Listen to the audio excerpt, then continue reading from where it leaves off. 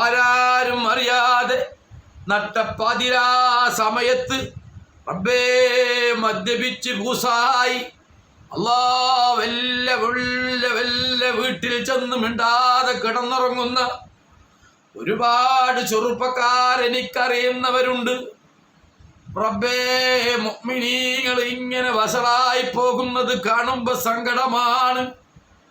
നിന്നോട് നിന്റെ മുത്ത് റസൂലുള്ളാഹിന്റെ സ്വലാത്ത് ചൊല്ലി ഓസുല്ലാമിന് ഖുർആൻ ചൊല്ലി ഔലിയാക്കന്മാർക്ക് ഫാത്തിഹ കൊടുത്ത് നിന്നോട് ചോദിക്കുകയാണ്. അലങ്കാരമായി ചോദിക്കുകയല്ല, ആത്മാർത്ഥമായി ചോദിക്കുകയാണ്.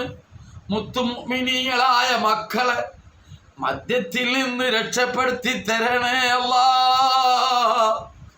അവർക്ക് അതിൽ നിന്ന് പിന്മാറാനുള്ളൊരു മനസ്സ് നീ നൽകണേ അല്ലാ.